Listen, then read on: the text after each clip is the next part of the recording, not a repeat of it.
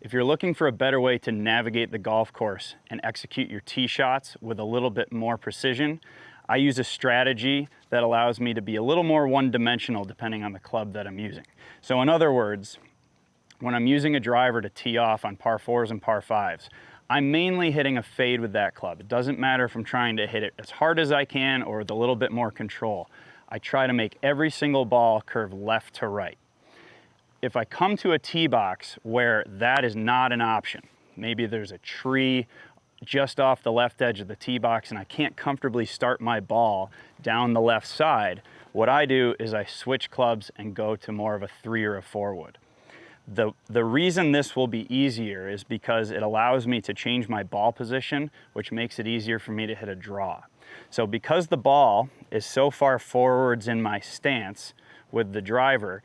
it's easier for me to get the club swinging a little bit more to the left of the target line or an out to in club path, which produces that fade ball flight that I like to see.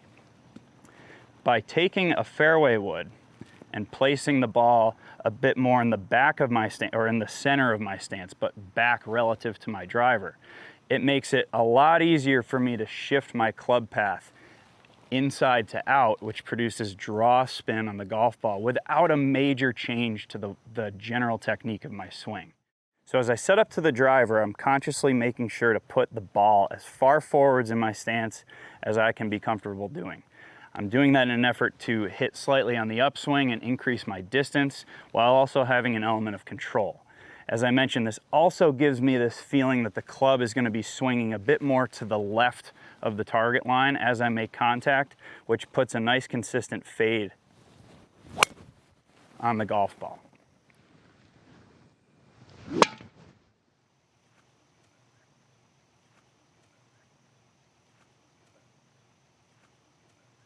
If I come to a hole where a fade just doesn't quite fit what I'm trying to do, rather than change my swing, as I mentioned, I try to change my setup. So I'll go to my TSR 16-degree fairway wood, and when I set up to the golf ball, I'm going to consciously move the ball a bit back. I'll go at least one club head on the inside of my left foot, and occasionally I'll even go farther than that. To me, I get this sense of confidence that the ball is 100% going to curve right to left. I'll pull this shot out on really tight par 4s,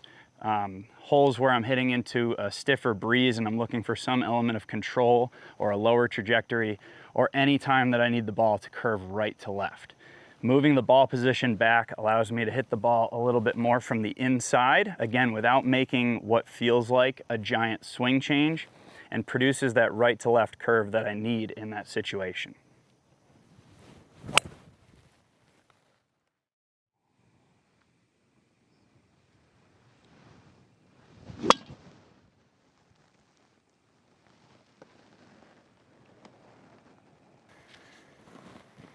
If you make those little adjustments, it'll help you swing with confidence and produce the ball flight that you need when you're on the golf course.